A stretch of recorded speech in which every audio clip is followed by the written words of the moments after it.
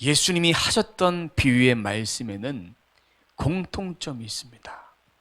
어떤 공통점이 있을까요? 자연을 비유해서 하나님 나라의 메시지를 전해 주셨습니다. 자연 세계를 통해서 하나님께서 일반적인 것을 통해서 영적인 진리를 보여주셨습니다. 자연 식물은요, 우리가 잘 아는 대로 시간의 흐름에 따라서 자라갑니다. 짧게는 반년, 또 1년, 길게는 수년이 걸리면서 자연 식물들과 나무들과 채소들과 이런 것들이 잘 자라가게 되어 있습니다. 뿐만 아니라 우리의 나이도 갑자기 나이가 먹고 성장하지 않습니다. 성장기의 10대의 아이들은 폭풍 성장을 하는데 그들에게도 충분한 영양소와 충분한 잠이 있을 때 잘 먹고 잘 자고 잘 소화시킬 때 자라갈 수가 있습니다. 뿐만 아니라 영적인 성장도 마찬가지입니다. 식물의 성장처럼 영양분, 사람의 성장처럼 시간과 영양분과 충분한 휴식과 이런 것들이 필요합니다. 신앙이 자라가기 위해서는요, 필요한 것이 있습니다. 성장통, 신앙의 성장통이 필요합니다. 그것은 고난이 될 수도 있을 것이고요, 역경, 시험을 통해서 성장하는데 이 안에 뭐가 있는지 아십니까? 그리스도의 말씀, 씨앗 대신 말씀이 있어야만 신앙이 성장하면서 어려움을 겪으면서 이 어려움을 주의 말씀과 함께 주님께서 주신 그 기도의 능력을 가지고 주님께 아뢰음을 통해서 이 믿음이 성장되게 됩니다. 오늘 말씀도 예수님은 자연을 비유해서 말해주고 있습니다. 하나님 나라의 비밀을 말해주고 있는데 오늘 말씀을 보면 아무도 알아듣는 자가 없어요. 비유의 말씀을 사람들에게 얘기해도 알아듣는 자가 없습니다. 왠지 아십니까? 계시의 비밀이기 때문에 성경의 말씀은 모자이크처럼 하나하나 조각조각을 퍼즐로 맞출 때 완성이 됩니다. 예언의 말씀도, 성경에 기록된 예언의 말씀도 부분적입니다. 이 모든 것이 다 합쳐졌을 때 성경의 메시지가 보여집니다. 어떤 메시지입니까? 성경의 메시지는 예수 그리스도에 대한 메시지다. 그 메시지가 보여지게 됩니다.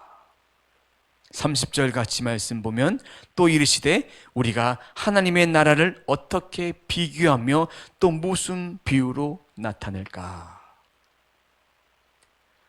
주님이 비유로 아니면 말씀하지 않으셨어요. 모든 자에게 허락되지 않았기 때문에 일부의 사람들에게, 오늘 말씀에서는 제자들에게만 허락되었기 때문에 비유로 말씀해 주셨어요. 근데 오늘 말씀을 좀 자세히 보면 30절에 또라고 시작합니다. 또는 헬라어로 카이라고 합니다. 카이는 그리고 앞전의 문장에 이어서, 앞에 있는 말씀에 이어서, 그리고 이어서 말씀하시는 거예요. 그럼 지난주에는 씨앗 대신 예수 그리스도에 대한 말씀을 전했습니다.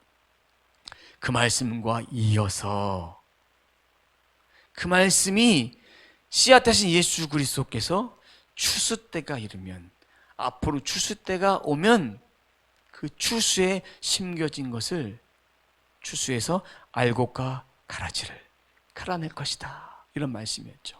오늘은 겨자씨가 어떻게 되는지에 대한 말씀인 거예요.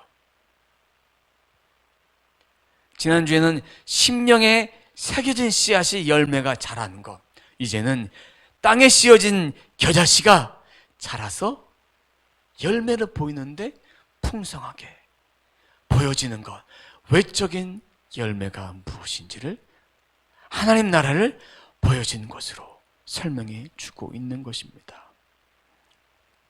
자연적인 원리, 일반적인 원리예요. 이것에 영적인 원리가 담겨져 있어요. 여러분, 자연적인 원리는 머리로 이해할 수 있어요. 과학을 통해서 또 식물학을 통해서 보면, 실험을 해보면 다 이해할 수 있습니다. 일반적인 것도 이해할 수 있고 역사적인 것도 근거가 있으니까 이해할 수 있습니다. 하지만 영적인 원리는 머리로 이해할 수가 없습니다. 이해되는 것이 아니라 믿음으로 받고 깨달아지는 것이고 믿어지는 거예요. 기독교는 이해의 종교가 아닙니다. 믿음의 종교. 이해하는 것은 신앙이 아니라 종교라고 해도 과언이 아닙니다. 종교라도 종교예요. 이해하는 것이 종교지 신앙이 아닙니다. 그럼 이해하면서 신앙생활 하는 사람들은 머리로 예수님을 믿는 사람들입니다. 우리는 진리를 믿고 따르는 신앙생활 하는 사람들이에요. 진리를 믿고 따른다. 이것이 그리스도인이다. 그리스도인입니다. 31절 보면 겨자씨가 어떻게 되는지를 설명해 주고 있습니다. 함께 봅니다. 겨자씨를 한 알과 같으니 땅에 심길 때에는 그 땅 위의 모든 씨보다 작은 것이로되. 겨자씨가 땅에 심겨질 때 모든 씨보다 작다고 되어 있어요. 겨자씨 한 알과 같으니 비유로 설명해 주고 있습니다. 겨자는 들에 심겨진 나무예요. 씨를 얻으면 기름을 짜요. 양념의 재료를 만듭니다. 겨자는 영어로 뭐라고 하는지 아십니까? 머스타드. 여러분, 우리가 먹는 머스타드 소스, 이 겨자를 갖고 만드는 거예요. 겨자씨로 만든 소스예요. 약간 매콤하고 또 음식에 풍미를 주는 거예요. 31절 하반절에 보면 이런 말씀이 있습니다. 땅이 모든 씨보다 작은 것이로되. 심겨진 씨앗 중에, 팔레스타인 지방에 심겨진 씨앗 중에 가장 작은 거란 거예요. 모든 땅에 심겨진 씨앗보단 작지는 않습니다. 팔레스타인 지방에 심겨진, 제자들에게 설명하고 무리들에게 설명하고 많은 사람들이 설명하실 때, 그때 너희들이 보는 씨앗 중에 가장 작은 것이다. 이런 거예요. 그럼 이 땅에 심겨진 씨앗, 내가 너희들에게 심겨진 씨앗, 이 작은 씨앗, 처음에는 보잘것없지만 나중에는 겨자나무처럼 풍성하게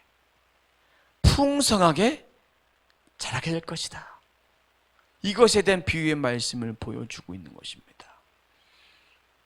예수님이 하신 말씀은요, 다 비밀이 담겨져 있어요.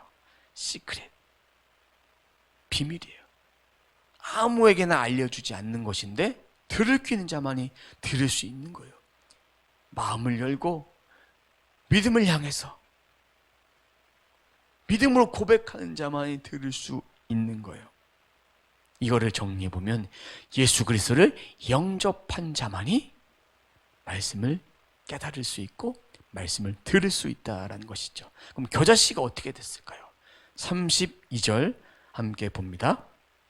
심긴 후에는 자라서 모든 풀보다 커지며, 심긴 후에 자라게 되는데 모든 풀보다 커지고 큰 가지를 내나니 공중의 새들이 그 그늘에 깃들일 만큼 되느니라.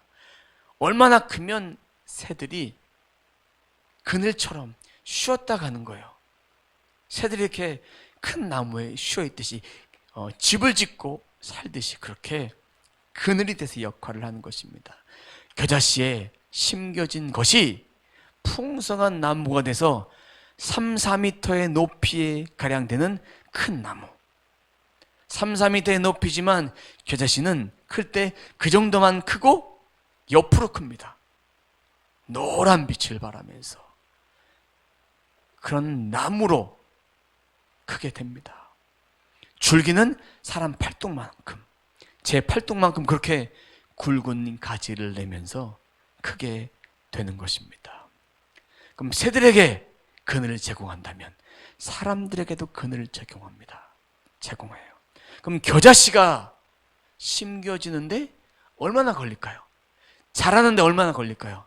심겨지는 것은 금방 심지만 자라는 것은 여기에 말씀해 주고 있지 않지만 유대 구전 법전 미슈나에는 뭐라고 되어 있냐면 정원에 뿌리지 말라. 왜요?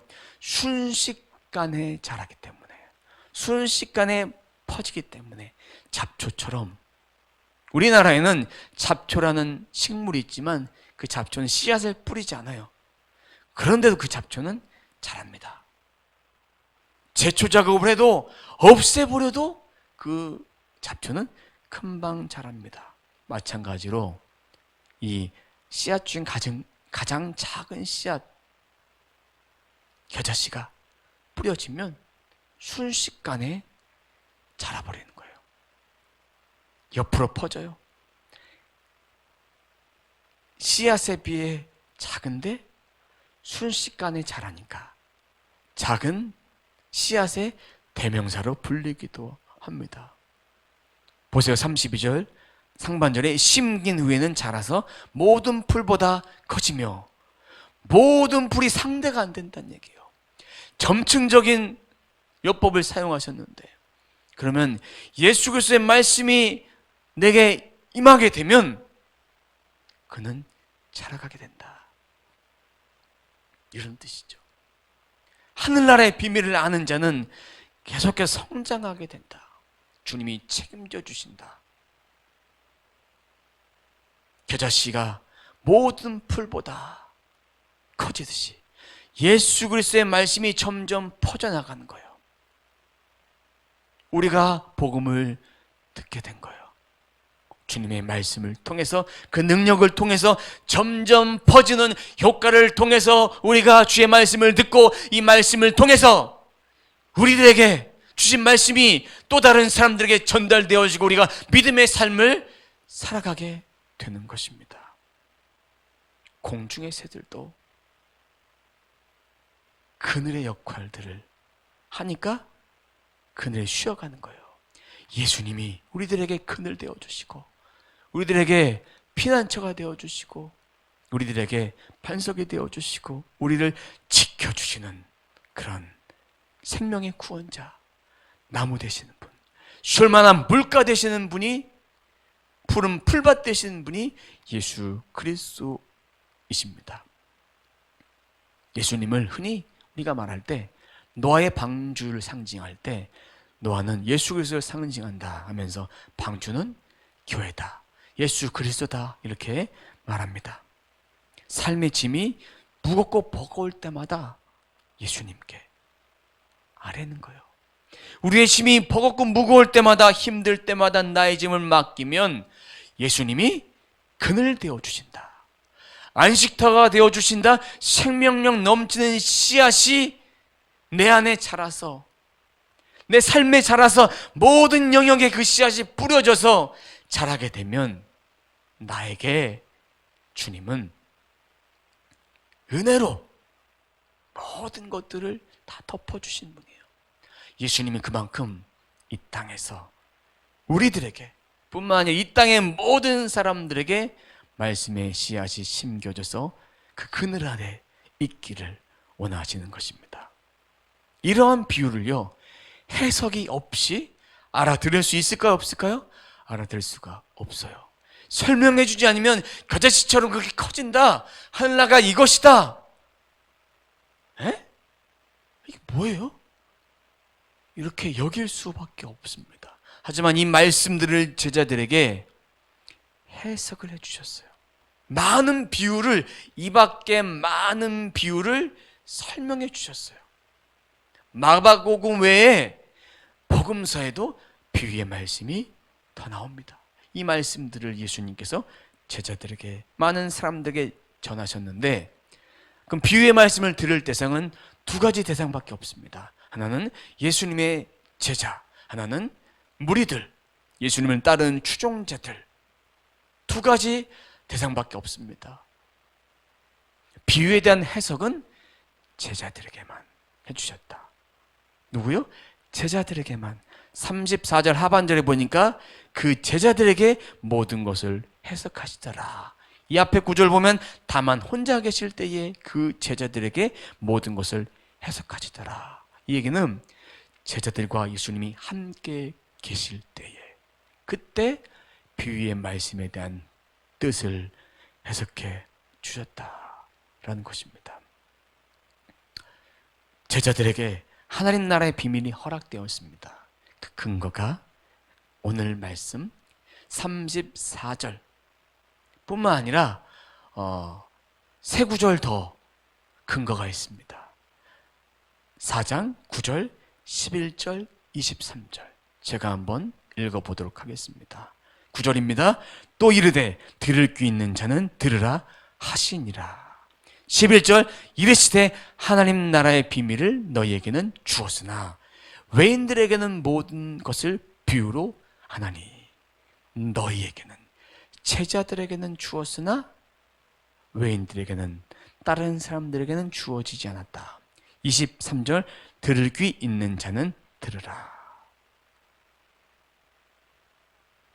제자들만이 예수의 말씀을 들을 수 있는 권한을 주셨습니다. 제자들에게 일일이 해석해 주었어요. 이걸 통해서 깨달을 수 있는 것이 또 한 가지가 있습니다. 뭐냐면 예수님이 제자를 대하는 것과 일반 사람들, 예수님을 뭔가 목적이 있어서 따른 사람들이 그 사람들과의 급을 나눠 놓으셨어요. 영적인 레벨이 다른 거예요. 제자들은 이제 주님의 말씀을 전해야 될 사람들이에요. 그 사람들에게 반드시 해석이 필요합니다. 그럼 무리들은 예수님께 콩고물 얻어먹기 위해서 질병을 치료하시고 귀신을 쫓아내고 정치적 메시아로 자신들을 구원해 줄 그런 자로만 여겼던 거예요. 하지만 예수님은 제자들에게 사명을 부여하시면서 12사도를 세우시고 부르심을 따라 주님과 함께 하면서 주의 말씀을 배우면서 훈련하고 연단하고 가르치며 신앙이 성장하고 믿음이 성장해서 나중에 성령 충만 받고 성령 세례를 받음을 통해서 권능을 가지고 주님의 사역을 감당하기 원하셨던 것입니다. 예수님을 따르는데 두 가지 종류밖에 없습니다. 하나는 자신의 목적을 이루기 위해서 무리 신앙, 또 하나는 말씀을 따라 순종하기 위해서 제자 신앙, 두 가지입니다. 무리 신앙이 되겠습니까? 제자 신앙이 되겠습니까? 우리는 주의 말씀대로 순종하는 제자의 신앙이 되어야 합니다. 수준이 다른 거예요. 갈망의 수준이 다른 거예요. 다 간절한 바람들이 있어요. 갈망의 바람이란 뜻이 있지 않습니까? 어떤 바람이요? 나의 목적이 이루어지는 바람이 있지만 또 한 가지는 말씀대로 살기 위한 갈망이 있는 거예요. 여러분들에게는 어떤 갈망이 있습니까? 말씀대로 살기 위한 갈망이 있습니까? 아니면 목적을 이루기 위해서 그런 갈망만 가지고 있습니까? 어떤 갈망이 있습니까? 주님이 원하시는 갈망은 하나님의 말씀대로 순종하고 말씀대로 살기 위한 주님의 말씀에 대한 사모에 대한 갈망, 그런 갈망을 주님은 오늘도 원하십니다. 이 안에 겨자씨가 말씀 씨앗이 뿌려지면 자라간다. 삶의 영역 가운데 자라간다. 꿈에도 쏘는 말씀 씨앗으로 말미암아 성장한 것. 말씀이 뿌려져야 성령을 통해서 성장시키시고 성령을 통해서 말씀이 깨달아집니다. 말씀을 들을 때 귀 있는 자로서 그 말씀을 들어야 합니다. 저는요, 여러분들은 말씀 앞에 항상 부족함을 느껴야 합니다. 저는요, 말씀 앞에 서면 항상 부족함을 느낍니다. 너무나 부족해요. 너무 연약하니까. 말씀을 자신이 비추어집니다. 우리의 영혼이 말씀 거울을 딱 비추면 보여집니다. 제자들도 말씀 거울을 비춰보니까 자신의 부족함을 깨달았습니다. 자신의 부족함을 느꼈습니다. 그런데도 주님과 함께하며 끝까지 부족했지만 그 사명들을 감당합니다. 제자들에게 허락한 주님의 은혜, 제자들에게 허락한 말씀, 저희들에게도 허락하여 주시옵소서. 저희 삶 가운데 그 말씀을 주시옵소서. 깨달을 수 있는 지혜를 허락하여 주시옵소서. 완벽하지 못한 제자들에게 주셨듯이 저희도 그 사명들을 잘 감당함을 통해서 제자의 사명을 감당할 수 있도록 그렇게 믿음을 구해야 합니다. 지혜를 구해야 합니다. 이제 제자들은 이 사역들을, 주님의 사역들을 마무리하시고 이제 이방인들에게 갑니다. 다른 지역으로 건너갑니다. 오늘 비유의 말씀은 34절로 마무리가 되고 장소를 이동해서 기적의 사역을 베풀어 주십니다. 4장 35절부터 5장 43절까지 총 4가지의 기적이 나오는데 무리를 남겨두고 가십니다. 또 다른 사람들에게 주의 말씀을 전하기 위해서, 말씀 사역을 하시기 위해서, 말씀 사역하심을 통해서 기적이 일어남을 통해서 하나님 나라는 바로 이러한 것이다. 하나님 나라는 바로 이러한 능력이 있는 것이다 보여주기 위해서 떠나십니다. 35절 봅니다. 그날 저물 때에 제자들에게 이르시되 우리가 저편으로 건너가자 하시니, 복음서에서 예수님이 자리를 이동하시고 잠시 피해 계시고 이럴 때는 다 목적들이 있었습니다.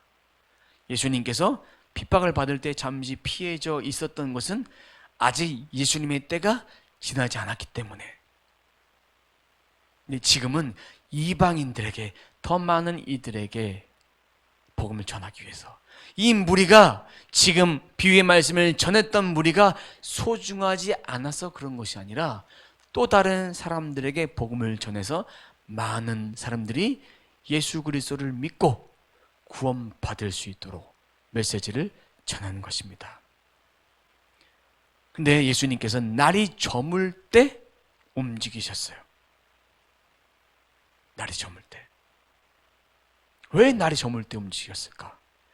하나님 나라의 복음은 낮이나 밤이나 멈춰지지 않습니다. 이거를 상징해 주기 위해서, 복음은 생명력이 넘치는 것이기 때문에 제한이 없어요. 이걸 보여주시는 거예요. 주님이 낮과 밤 없이 사역하셨지만 밤에 너무나 힘들어서 주무셨어요. 배에 고물을 베고 주무셨어요. 딱딱한 그 고물 속에서 주무시며, 그때 제자들은 바람이 너무나 분 거예요. 파도에 너무나 두려워요. 두려웠어요. 우리가 죽게 됐는데 주님 왜 저희들을 돌보지 않으십니까? 믿음이 있는 발언입니까? 믿음이 없는 발언입니까? 믿음이 없는 거예요. 주님이 여태까지 수많은 기적들을 다 행해 주셨어요. 다 봤어요. 봤다면 이 제자들은 어떻게 나와야 될까? 나사렛 예수 그리스도로 명하노니 바람은 잠잠케 될지어다, 이렇게 선포했을 때 역사가 일어나겠습니까? 안 나겠습니까? 나야 됩니다. 주님의 말씀을 따라서. 근데 아직 그 믿음에 선포 기도할 능력이 되지 않는 거예요. 복음은 막혀지지 않습니다. 언제나 함께, 언제나 계속되어집니다. 제자들과 뱃속에 있을 때, 바다를 건너갈 때도 주님 역사하셨고, 병자를 고치고 귀신 들린 자를 고칠 때도 복음의 역사가 함께 하셨습니다. 이것은 우리가 말씀을 묵상할 때, 말씀대로 살 때도 항상 함께한다. 구속사의 역사는 구약시대 태초부터 지금까지 언제나 함께한다는, 구속사적인, 계속 흐른다는 구속사적인 안경이 필요합니다. 복음서는, 주의 말씀은 열매보다, 예수님의 열매는 당연히 있겠죠. 하지만 그 과정, 집중해야 될 것이 있습니다. 뭐냐면 말씀이신 예수님은 하기만 하면 역사가 일어났어요. 우리는 부족한 인간이기 때문에 누군가를 위해서 주님의 마음으로, 주님의 믿음을 향해서 기도했을 때 치유가 즉시 일어날 수도 있고, 치유가 안 될 수도 있고, 나중에 될 수도 있고, 여러 가지 경우의 수가 있습니다. 우리가 완벽하지 않기 때문에 더 붙들어야 될 것이 있어요. 뭐냐면 붙들어야 될 것은 말씀 되신 예수 그리스도. 예수 그리스도만이 이 능력을 행하시는 분이다. 이 능력을 가지고 믿고 선포할 때 일어나는 거예요. 더 사모해야 될 것은 예수 그리스도다. 말씀과 성령이 충만하면 능치 못할 일이 없다. 이거를 보여주는 거예요. 저는 모든 성령의 역사를 다 인정합니다. 하지만 기적에 또 이렇게 보여지는 그 사역에 치우치고 그렇게 하지 않기를 원합니다. 말씀이 중심이 돼서 말씀에 대한 사역과 성령에 대한 사역, 이 모든 것이 다 이루어졌을 때 성령의 사역이 되는 거예요. 치우치지 않는 거예요. 한쪽으로 치우치면 질병 고치고 귀신을 내어 쫓고 이런 사역들만 하다 보면 말씀이 약해지고, 그러다 보니까 흔들리고, 은사에 집중하다 보면 가장 큰 은사 대신 예수 그리스도를 소홀히 여기고 은사가 먼저인 것처럼 그런 오류를 범하게 됩니다. 복음서가 먼저 나왔고 주님이 이 땅에 오셔서 주님의 사역을 제자들이 했으면 주님의 사역 가운데 말씀이신 예수 그리스도와 함께 우리가 살아가는 거예요. 사역을 감당하는 거예요. 균형 있는 신앙을 지키기 위해서 저는 말씀 묵상을 하는 거예요. 여러분들도 균형 있는 신앙, 말씀 보고 기도하고 성령의 역사하심을 따라서 주신 은사를 따라서 사역한다면 건강한 신앙이 되어질 수 있습니다. 예수님은 배를 타고 거라사 지방으로 갔습니다. 복음을 전하는 그런 과정이에요. 일평생 어부로 살았던 그들이 두려워했어요.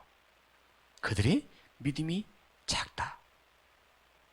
믿음이 작다는 얘기는 아직도 예수님을 하나님의 아들로 여겨지지 않았다.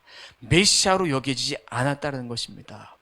제자들이 죽는데 왜 저희들을 돌보지 않으십니까? 라는 그런 하소연 섞인, 한탄하며 두려워하며 원망 섞인 말을 할 때 주님이 파도를 꾸짖고 잔잔케 하셨습니다.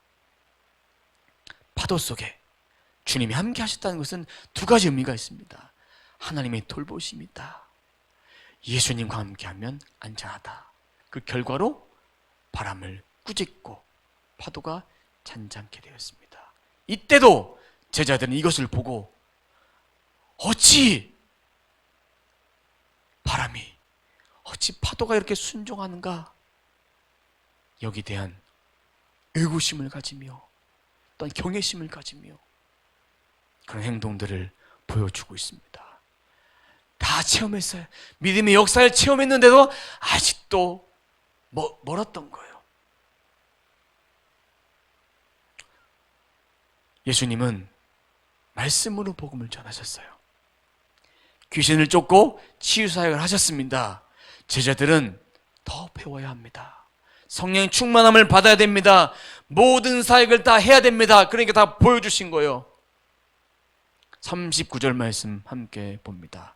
예수께서 깨어 바람을 꾸짖으시며 바다더러 이르시되 잠잠하라 고요하라 하시니 바람이 그치고 아주 잔잔하여지더라. 예수 그리스도의 명령에 잔잔케 됐습니다.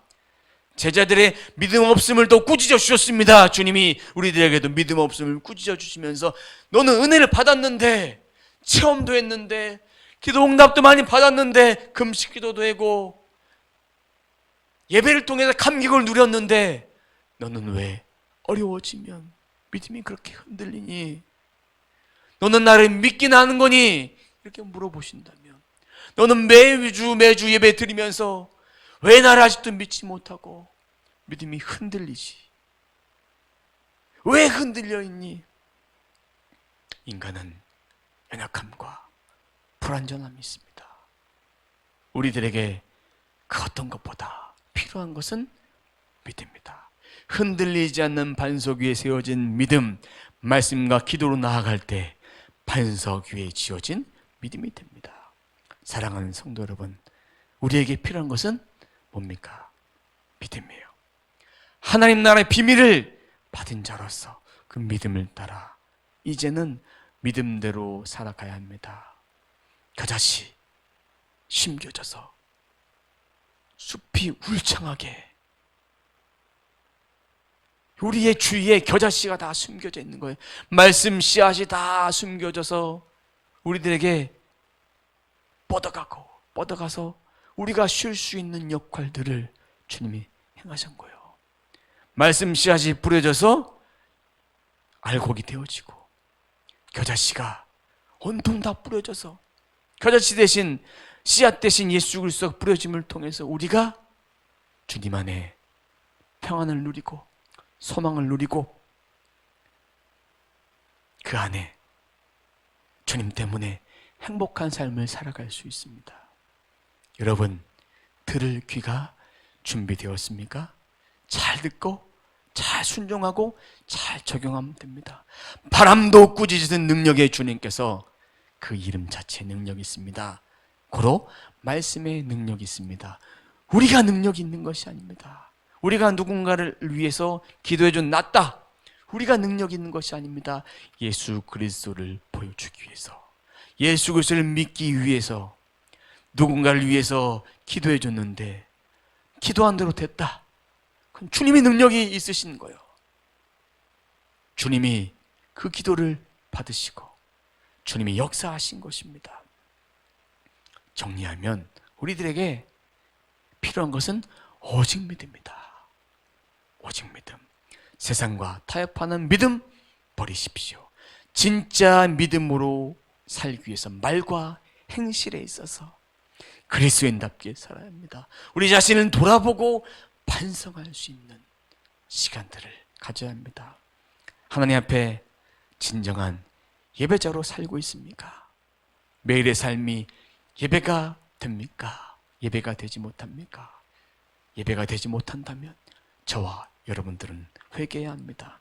상황과 형편에 따라 바뀌는 것이 믿음이 아니에요. 어떠한 상황 속에서 예배해야 합니다. 현재 우리는 비대면 예배를 드리고 있습니다. 믿음을 지키기가 지금보다 더 어려워질 때가 옵니다. 그때도 대면 예배가 맞고 비대면 예배가 틀리다, 신학적 논쟁을 하면서 맞다, 저것은 틀리다면서 우리는 예배에 생명을 걸어야 된다 그러면서 삶의 예배는,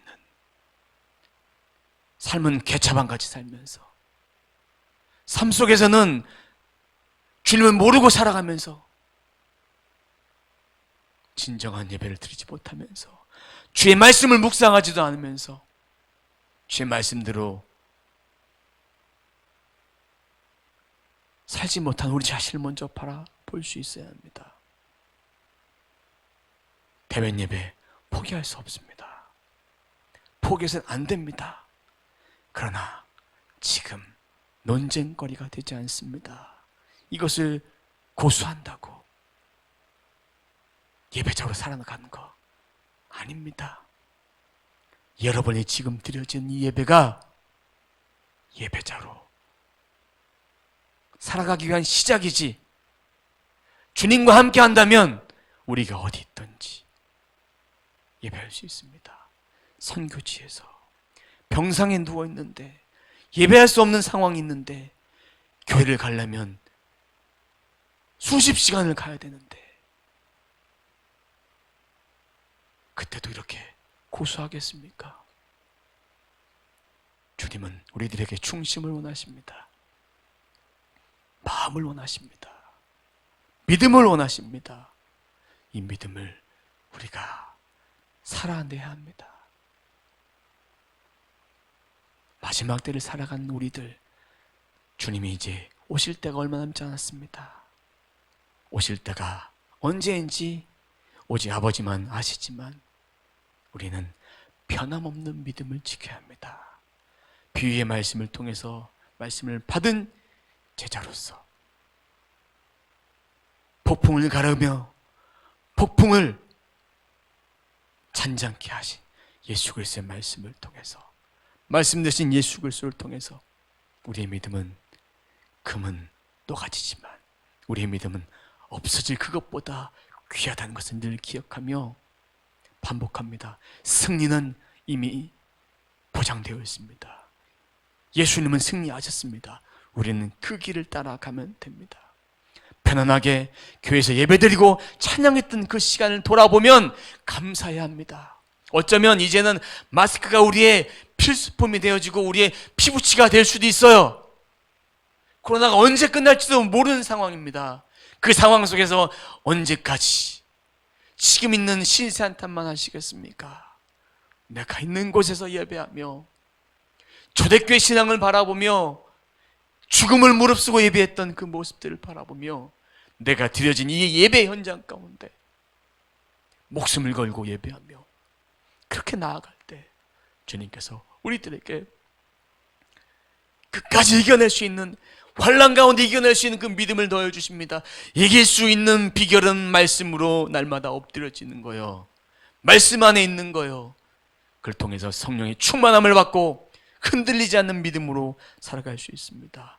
어떤 상황 가운데 흔들리지 않는 그 믿음, 살아있는 믿음이 라이브 믿음입니다. 오늘 말씀의 제목이 라이브 믿음이에요. 여러분에게 묻습니다. 여러분은 라이브 믿음 소유하고 있습니까? 그렇게 그 믿음을 갈망하십니까? 사모하십니까? 내 안에 있는 그 믿음 말씀으로 채워가십시오. 바라게는 우리의 믿음이, 우리 모든 삶의 믿음이 예수 그리스도 안에서 라이브 믿음, 실시간 믿음, 그런 믿음으로 살아가는 모두의 삶이 되시길 주님의 이름으로 축원합니다. 이 시간 오늘 받은 말씀 생각하면서 잠시 기도하도록 하겠습니다. 다 같이 기도합니다. 주님 감사합니다. 주님 감사합니다. 주님, 저희들에게 필요한 믿음이 무엇입니까? 들을 귀 있는 자는 들으라 말씀하신 주의 말씀, 비유의 말씀을 통해서 저의 심령 가운데, 저의 주의 가운데, 저의 영혼 가운데, 삶의 모든 것 가운데 겨자씨가 땅에 뿌려져 씨앗을 통해서 수많은 열매를 맺고 숲이 울창하게 맺혀졌던 것처럼 천국이 그런 것이며, 예수 그리스도와 함께하는 삶이 풍성한 삶이며, 예수 그리스도와 함께하는 삶이 그 그늘 아래 있는 삶이 되어짐을 주님 말씀해 주셨고, 믿음 안에서 더욱더 어떤 상황이다 할지라도, 두려운 상황이다 할지라도 예수 그리스도의 권세를 믿으며 말씀 안에 순종하며 살아가는 것이 무엇인지를 깨닫게 하신 주님 감사합니다. 주님 감사합니다. 주님 감사합니다. 은혜 베풀어 주시옵소서. 저희들 부족한 저희들에게 한량없는 주님의 은혜가 필요합니다. 하나님, 저희가 드려진 예배가 어떤 모양이나 할지라도 주님 받아 주시옵소서. 저희 마음이 먼저 드립니다. 우리 영혼을 드립니다. 중심을 드립니다. 믿음을 드립니다. 주여, 하루속히 코로나19 바이러스가 종식되게 하시고 저희가 사회적 책임으로 앞에 어떤 모양으로 드린 것이 아니라 아버지 앞에 드려질 때 이 예배가 주여 우리의 신앙을, 믿음을 드리는 것이 행위로만 드려지지 않고 중심으로 믿음으로 온전히 드려서 삶의 열매를 맺고 고난과 핍박에 다가온다 할지라도 예수 그리스도 안에서 늘 승리하며 믿음을 고백할 수 있는 삶을 살아갈 수 있도록 도와주시옵소서. 갈수록 믿음 지키기가 어려울 때가 올 것입니다. 어려운 때가 왔습니다. 더 어려울 때가 올 것입니다. 그때도 내 상황 탓하며 그 믿음 탓하며 흔들리며 아버지 싸우며 그러겠습니까? 우리가 선한 싸움은 예수 그리스도 안에서, 말씀 안에서 내 내면의 영적 전투, 환경 가운데 예수 믿는 사람답게 살아갈 수 있는, 복음의 씨앗을 뿌려줄 수 있는 아름다운 믿음의 삶을 살아갈 수 있도록 도와주시옵소서. 아버지 도와주시옵소서. 주님이여, 우리의 믿음이 더욱더 주님을 향해 가까이 갈 수 있는 아름다운 믿음, 끝까지 포기하지 않는 믿음, 신실한 믿음을 가질 수 있도록 도와주시옵소서. 말씀이신 예수 그리스도께서 저희와 동행하여 주시옵소서. 아버지 부족합니다. 아버지 부족합니다. 믿음이 없냐 꾸짖어 주실 때에 주여 제가 믿음이 없습니다. 주님 도와주시옵소서. 믿음을 고백하며 담대히 고백하며 주님 행하신 일들을 뒤따라가며 믿음으로 순종하며 살아갈 수 있는 우리의 삶 되어질수록 도와주시고 저의 삶이 되어질수록 인도하여 주시옵소서. 성령님 도와주시옵소서. 성령님 이끌어 주시옵소서. 성령님 도와주시옵소서. 주의 도우심이 필요합니다. 끝까지 믿음으로 살아갈 수 있는 삶, 이번 한 주의 삶도 믿음으로 승리할 수 있는 귀한 삶을 살아갈 수 있도록 인도해 주시옵소서. 주님 감사합니다. 성령님 도와주시옵소서. 성령님 이끌어 주시옵소서. 주여 성령 충만하게 도와주시고 말씀을 충만하게 도와주시고 기도 충만한 삶을 살아갈 수 있도록 인도해 주시고 아버지 함께하여 주시옵소서. 주님 감사합니다. 주님 인도해 주시옵소서. 주님 감사합니다. 주님 감사합니다. 주님 감사합니다. 주님 인도해 주시옵소서. 주님 감사합니다. 저희들에게 필요한 것은 예수 그리스도밖에 없습니다. 우리 삶의 환경이, 삶의 여건이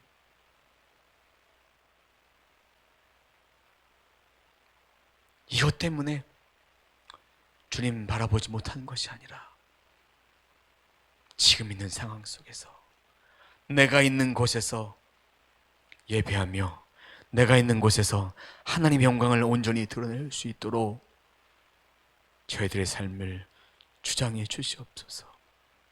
아버지여 도와주시옵소서. 주님 감사합니다. 주님 감사합니다. 모든 것이 감사합니다. 저와 함께 하시니 감사합니다. 믿음의 공동체와 함께 하시니 감사합니다. 사랑하는 권속들과 함께 하시니 감사합니다. 모든 것이 감사해서 감사로 제사를 드리며 하나님께 영화롭게 올려드릴 수 있는 아름다운 우리 모두가 되어질 수 있도록 주님 도와주시옵소서. 주님이여 저희들에게 은혜를 주시옵소서. 저희들에게 힘을 더하여 주시옵소서. 사랑하는 성도들에게 말씀의 담대함을 주시고 말씀의 능력을 주시고 말씀을 볼 때마다 거울로 삼아 내 자신을 정결하게 이 땅에서 주님 주신 그 마음을 가지고 끝까지 믿음으로 살아낼 수 있도록, 이겨낼 수 있도록